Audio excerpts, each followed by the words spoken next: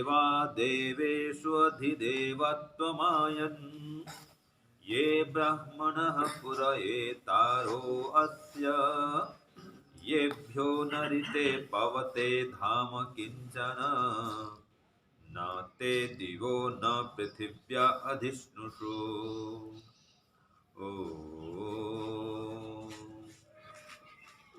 ये यजुर्वेद के 17वें अध्याय का 14वां मंत्र है।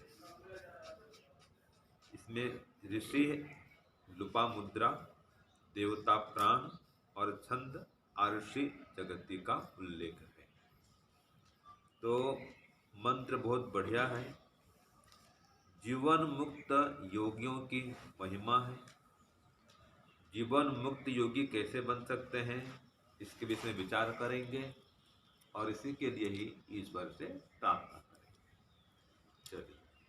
हे ईश्वर, हे परमपिता, हे भगवान, हे मघवन, हे ओम परमात्मा, हम यह पठन पाठन आपको प्राप्त करने और कराने के लिए, जीवन मुक्त बनने और बनाने के लिए साधन को रूप में करने जा रहे हैं।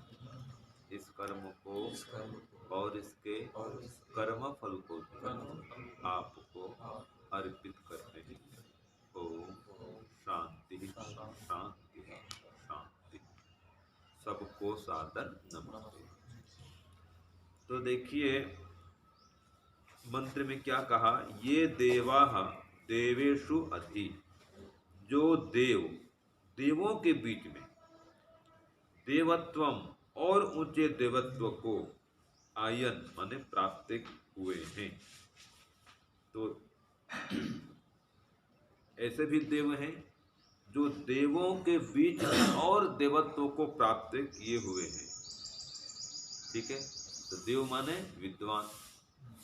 तो ऐसे विद्वान भी हैं जो विद्वानों के बीच में और भी विद्वता को प्राप्त करते हैं, बढ़ाते रहते हैं, है ना।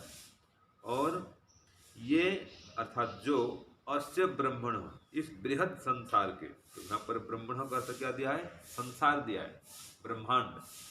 तो इस ब्रह्मण, इस बृहद संसार के पुरः एतारः, आगे चलने वाले और चलाने वाले हैं। तो ये संसार के आगे आगे चलते हैं, संसार का नेतृत्व करते हैं, संसार को भी ईश्वर की ओर बढ़ाते हैं, खुद भी बढ़ते हैं और संसार को ईश्वर की ओर बढ़ाते हैं। ऐसे जो विद्वान लोग हैं, ठीक है। और ये फिरते, इनके बिना या जिनके बिना किंचन धाम, कोई भी धाम, कोई भी स्थान न पवते, पवित्र नहीं होता है। तो जहाँ पर ऐसे विद्वान लोग नहीं रहेंगे, वो स्थान पवित्र नहीं होगा, वो श्रेष्ठ नहीं बनेगा। तो ते अर्थात जो ऐसे पूर्ण देव हैं, महाविद्वान हैं, न दिवो स्नुषु अधि, न तो दिलोक के किन्हीं प्रांतों में रहते हैं, न पृथिव्या, न पृथ्वी के। तो कहाँ रहते हैं, कहीं भी रहेंगे, सभी जगह रहते हैं, मतलब किसी एक ही स्थान में नहीं रहते, ये तात्पर्य है। जिसे कहते ना भाई, परमात्मा कैलाश धाम में रहते हैं, कोई कहता है बैकुंठ धाम में रहते हैं, कोई कहता है गोलोक धाम में, कोई कहता है परम धाम में, कोई कहता है क्षीर सागर में, कोई 7वें लोक में, कोई 8वें लोक में, 9वें लोक में, कोई कहता है ऊपर वाला, है ना। तो ऐसा नहीं है। परमात्मा जिस प्रकार से सभी जगह है, हर स्थान में है, ऐसे जो जीवन मुक्त होकर के फिर नितांत मुक्ति को प्राप्त कर लेगा, वह भी कहीं भी रह सकता है और अभी भी इस धरती में किसी भी कोने में रह सकता है। अगर जीवन मुक्त है तो भी, जैसे हम लोग विद्वान कहीं भी रह सकता है, कोई मना है क्या? क्या अमेरिका में विद्वान नहीं है क्या? है अमेरिका में, जापान में, हर देश में विद्वान है और वेद के विद्वान भी हैं। जर्मनी जाओ, वेद के विद्वान मिलेंगे, अमेरिका में भी हैं। आर्य समाज के विद्वान वहाँ पे हैं, पुरोहित भी हैं। अभी कुछ दिन पहले ये रोहतक समाज में आए थे, मानसरोवर में आए थे ना, वहाँ के पुरोहित परमजीत जी अमेरिका रहते हैं। देखो, तो विद्वान मिलेंगे, कई देशों में फैले हुए हैं, और कई जगह ऐसे हैं जहाँ पर आर्य समाज नहीं है लेकिन फिर भी लोग रहते हैं, हमारे देश से गए हैं, यहीं से गए हुए हैं। तो इस प्रकार से वो जो विद्वान होते हैं, और विशेष करके धर्मात्मा योगी विद्वान, जो जीवन मुक्त होने के लिए आगे बढ़ रहे हैं, जीवन मुक्त बनाने के लिए आगे बढ़ रहे हैं, उनका जीवन कैसा होता है? तो उनका जीवन महान होता है। वो वसुधैव कुटुंबकम इसको अपनाते हैं, और किंतो विश्वम आर्यम इसको फैलाते हैं। क्या करते हैं? वसुधैव कुटुंबकम को अपनाते हैं, समस्त वसुधा को मातृभूमि समझते हैं, और किण्वंतो विश्वम आर्यम करने का प्रयास करते हैं, सबको श्रेष्ठ करने का यत्न करते हैं। तो ऐसे जो जीवन मुक्त योगी होते हैं, महाविद्वान होते हैं, योगी होते हैं, वे प्रेरक व्यक्तित्व को धारण किए हुए होते हैं। उनका जीवन ही प्रेरक होता है, ठीक है, उनकी दिनचर्या प्रेरक होती है, उनके क्रियाकलाप प्रेरक होते हैं। तो जब तक हम ऐसे विद्वानों का संग नहीं करेंगे, ठीक है जी, उनके निर्देश के अनुसार जीवन नहीं चलाएंगे, तो हम इस आध्यात्मिक मार्ग में उन्नति प्रगति नहीं कर पाएंगे। तो ऐसे विद्वान लोग कहते हैं कि भाई युवा काल से ही धार्मिक बनो। मैं बोलता ना, युवा एवं धर्मशीला स्यात्, इसका हाँ, तो इसका नाम ये इसका पूरा जो कहते हैं कि अरे भज ओम नाम क्षेमा धाम क्षणे क्षणे। अरे ओम नाम भज क्षेम धाम क्षणे क्षणे, बहि निसरति निश्वासे विश्वास का प्रवर्तते। बहि निसरति निश्वासे विश्वास का प्रवर्तते। फिर आगे आता है युवा एव धर्मशील स्यात् अनित्यम खलु जीवनम। युवा एव धर्मशील स्यात् अनित्यम खलु जीवनम, कोई ही जानाति कस्य अद्य मृत्यु कालो भविष्यति। ये पूरा है। तो इसलिए युवा काल से ही धार्मिक बनो, योगाभ्यासी बनो। वृद्धावस्था तक रहेंगे क्या गारंटी है? कितने महापुरुष हैं और युवा काल में ही चले गए ना। गुरुदत्त विद्यार्थी क्या वृद्ध हो सके थे? क्यों जी? आयु कितनी थी उनकी? चले गए वो 20 के आसपास, बस 25, 26, 27 में चले गए, इसी आसपास ही। क्यों चले गए? क्यों चले गए? ध्यान तो क्या मतलब, बीमार पड़ गए थे। हाँ जी, तपेदिक बोलते हैं उस जमाने में, टीवी, ठीक है जी। तो ऐसे कई, स्वामी दयानंद जी, वो भी अधिक तो उनका आयु थी नहीं, 59 आयु होगी, 59-60 में वो चले गए। देखो, तो आवश्यक नहीं है कि हम पंडित लेखराम जी, हम श्रद्धानंद जी, इनकी आयु और लंबी थी। उनको किसी को जहर दे दिया गया, किसी को चाकू मार दिया गया, किसी को और क्या कर दिया गया, मृत्यु हो गई, और किसी को रोग लग गया। तो ये जो है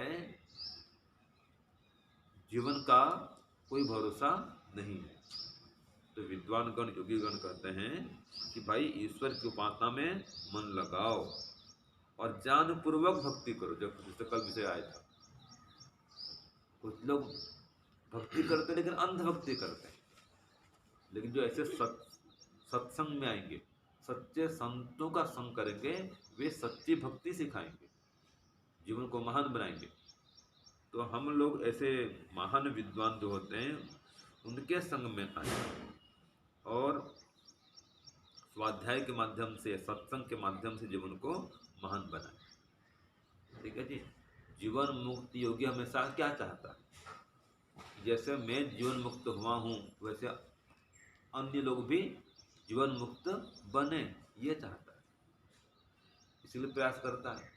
और जो और भी विद्वान बन जाते हैं वो भी वही चाहते हैं कि लोगों में विद्वता बढ़े, लोग ज्ञानी बने, विद्वान बने, लोगों का विद्या ज्ञान हटे, अविद्या मिटे, ये चाहते हैं।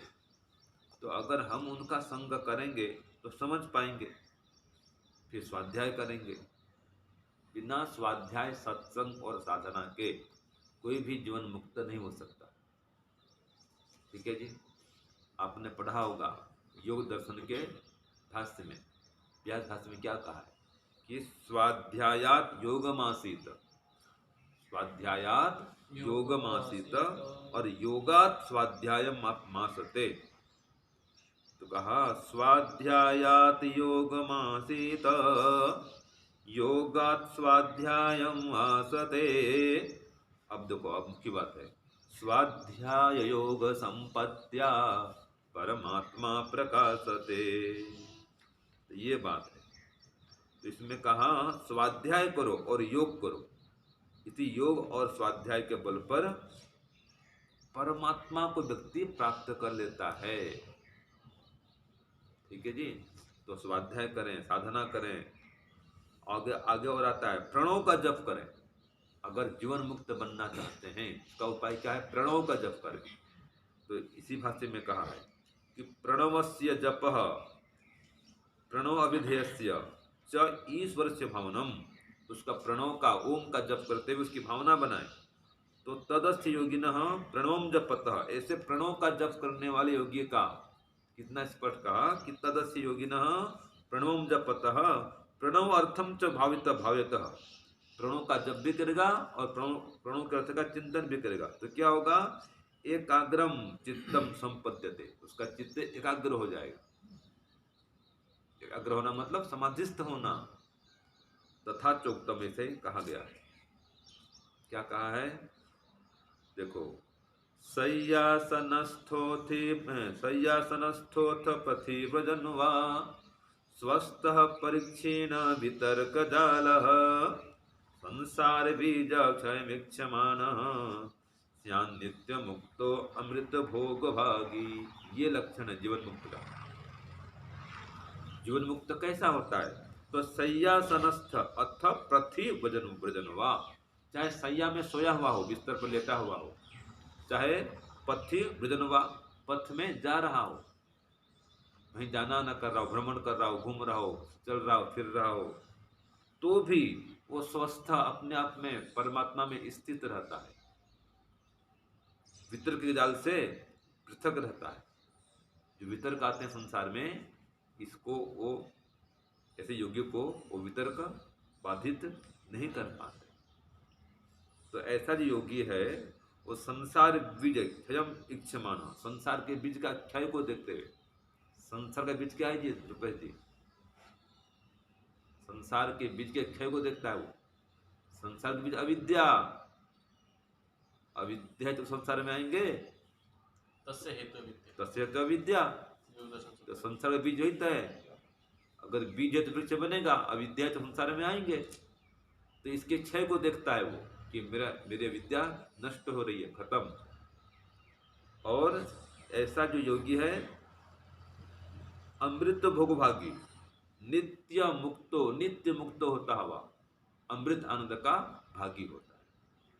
तो इसके लिए हम सत्संग करें, स्वाध्याय करें और साधना करें, और फिर गुरु आचार्यों की सेवा भी करें। हाँ, सेवा के बिना भी बात नहीं बनती। और सेवा भाव तब तक नहीं आएगा जब तक आप विनम्र नहीं होंगे, अभिमान का नाश नहीं करेंगे। आज एक स्वप्न आया मुझे। क्या स्वप्न आया? कि मैं कहीं गया हुआ था किसी परिवार में सत्संग करने के लिए, तो मैं भी बैठा हूँ और भी विद्वान लोग बैठे हुए हैं। तो उनके माता पिता ने कहा, देखो स्वामी जी आए, जाओ न जाके नमस्ते करो। ठीक है जी। तो मैं वो परिवार से परिचित था, वो बेटा भी मुझसे परिचित था, थोड़ा बड़ा हो गया था उसका। तो आया और बड़े श्रद्धा से, प्रेम से मुझको नमस्ते करके गया। ठीक है जी। अब मैं देख रहा हूँ भाई, मुझको तो नमस्ते की अच्छी बात है, लेकिन मेरे साथ में और भी संत महात्मा बैठे हैं, सन्यासी गण बैठे हैं, विद्वान गण बैठे हैं, उनको नमस्ते नहीं किया। तो क्या मानेंगे? उसका अभ्यास पूरा हुआ वो? क्यों जी? पूरा हुआ? अधूरा व्यवहार हो गया। ये पूर्ण व्यवहार अभी हम गुजरात के लोग हैं ना, कई लोग मुझे देखा मैंने, जब मैं प्रथम मिला तो मुझको नमस्ते किए, ठीक है, फिर मैं बैठा हूँ। इसके बाद में आधा एक घंटा के बाद में आचार्य आज नरेश जी विद्वान और भी कोई विद्वान है जो भी ऐसे आते हैं, तो वो भी आके बैठ गए। तो जब वो आए नमस्ते करने आए ना, तो उनको तो नमस्ते किए, मुझको फिर नमस्ते किए। ये भी एक व्यवहार होता है। अगर दो विद्वान बैठे हैं तो बाकी तो पता नहीं, लोग क्या सोचेंगे, देखो भाई एक को तो नमस्ते कर लिया, एक को नमस्ते नहीं किया, उनको भी नमस्ते कर दो, तो समाज में एक बढ़िया संदेश जाएगा। ठीक है जी। तो ये सत्कार करना, ये सेवा भाव को धारण करना, ये आध्यात्मिक उन्नति में आवश्यक है। अगर सेवा भाव नहीं है, विनम्रता नहीं है, सरलता नहीं है, अहम है, तो आगे नहीं बढ़ सकते। उड़िया में कहावत है, उड़िया भाषा में, मुंह कहिला दिए मते मारिला सिए। इसका हिंदी में बताता हूं, जो मैं कहता है वो मुझको मारता है, माने स्वयं को ही मारता है। जो मैं कहते रहता है वो स्वयं को ही मारने लगता है, स्वयं को ही मारता है। मैं जहाँ जा, मैं बड़ा, मैं सब जान गया, मैं सब कुछ सीख गया।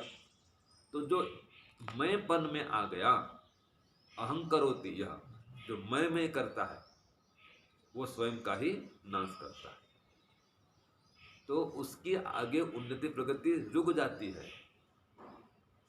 मैं कहता ना कुम्हार का दृष्टांत, एक कुम्हार था और खिलौना बनाता है, फिर उसके बेटे ने कुम्हार बना सीख गया खिलौना बनाने के, करते करते अब जब बेटा बड़ा हुआ तो उसका खिलौना पिताजी के खिलौने से अधिक मूल्य पर बिकने लग गया।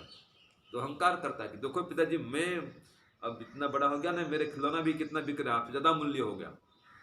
तो बचपन से वो सीखता था, सुनता था पिताजी, हाँ बेटा और अच्छा बना, और अच्छा बना, और अच्छा बना। अभी भी कहाँ बेटा, हाँ बेटा और अच्छा बना। तो कहता है क्या पिताजी, बचपन से मैं वही सुन रहा हूँ, जब मेरे खिलौने बिकते दिखते अब बिकने शुरू हो गए, अभी वही करो, और अच्छा बना, और अच्छा बना, अच्छा बना रहा हूँ, अच्छा करते करते आपसे बढ़िया अच्छा हो गया, फिर भी कहते अच्छा बना। क्या कहता, हाँ बेटा अब तो रुक गया, अब आगे तेरा और मूल्य नहीं बढ़ेगा। ठीक है जी, अभिमान आ गया तुझको। तो अभिमान जो है वो पतन का कारण है। हमारा देखो ये है जीवन मुक्त बनना भाई, कितनी लंबी यात्रा है बताओ। और आप थोड़े अधिकार पा करके थोड़ा सा ये करके अधिकारी बन जाते हो, हाँ जी मैं अधिकारी हूँ जी, हाँ जी मैं, मेरा क्या चलता है जी, मेरा चलना चाहिए, मेरी सुनो, मेरी मानो, मैं जो कहता हूँ ये करो। भाई ये अभिमान नहीं चलता है हमारे में। ठीक है, विनम्रता, सरलता, मधुरता, ये प्राथमिकता है इसकी, इस मार्ग में। पर भी ये बड़े जीवन पथ को आप लांघ सकते हैं या पार कर सकते हैं, जीवन मुक्त बन सकते हैं। तो मंत्र कहता है हम जीवन मुक्त बने। तो जीवन मुक्त बनने के लिए ये उपाय है।